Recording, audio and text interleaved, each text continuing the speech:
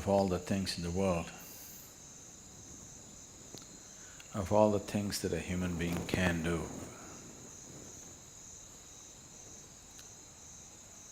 why yoga?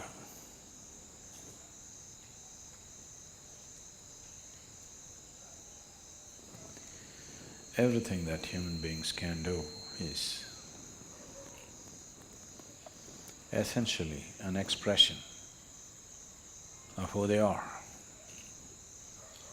Somebody sings a song, somebody dances, somebody writes a book,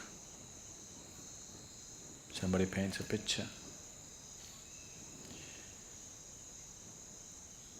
Whatever else we do is an expression of who you are.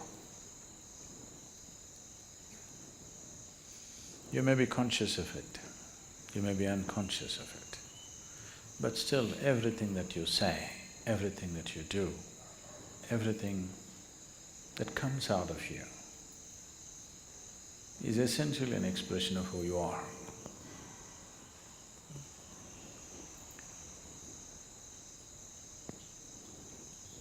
So yoga, in that way, is diametrically opposite to this, because it's not an expression of who you are. It's about determining as to who you are. It's about determining as to what you want to be. Changing the very fundamentals of one's existence. Today, there is substantial medical and scientific evidence to show that the very fundamentals of the activity of your brain, your chemistry, even your genetic content can be changed by practicing different systems of yoga.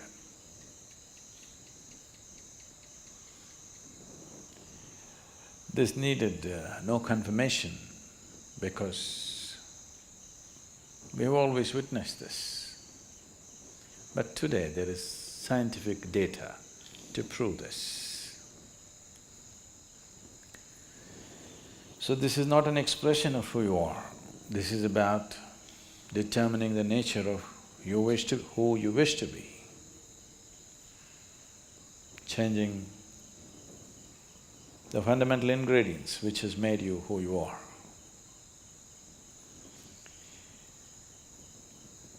So yoga as a system needs much more involvement than any other things that any other forms of things that we do, which are merely an expression of who we are. If you find full expression through any particular activity, it may also leave you somewhat transformed. If you cook with all your heart, some transformation may happen. Yes, taking care of a cow can change your life, you know. If you sing with all your heart, some transformation may happen. If you dance with all your heart, some transformation may happen. But that is only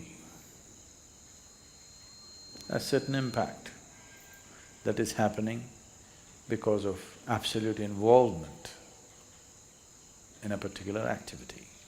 But essentially that activity by nature is an expression of who you are. It is not determining the nature of who you are. So when we transform our activity, not as an expression of who we are, because who wants to find expression like this in the morning? Definitely not, isn't it? So, it is not an expression, it is a method, it is a means, it's a technology through which you can change the shape of who you are. Literally also, otherwise also. You can change the very shape of who you really are right now, that can be transformed. Because who you are right now as a person is a combination of things. genetic material, before that, the karmic substance that you carry. Because of that, you chose a certain womb, so the genetic material. And since the moment you were born, whatever kind of impressions that have gone into you in the form of variety of experiences, situations, thoughts, emotions, relationships, associations, whatever else you have imbibed, all these things make you a certain kind of person. When you say, I am a certain kind of person, what you're saying is, I have this kind of compulsions. When you say, I am this kind of person, what you're saying is, this is the kind of compulsions that I identify myself with, so I am this kind of a person. People, it's a very Western thing, but it's very much there in India today, because a lot of Indians are far more Western than West. If you go all the way west, you come back to India. So they are much more Western than Westerners are today. So people say, I'm a morning person, I'm an evening person. So what they mean is, morning, I cannot wake up in the morning. That means I'm an evening person. I can't stay awake in the evening, so I'm a morning person. Not only that, people… it's going far, some are BlackBerry people, some are Apple people. World is getting divided in so many ways. They're not just instruments that you use and keep it down, you get identified with it. So there are chapati people, there are rice people, there are dosa people, there are idli people,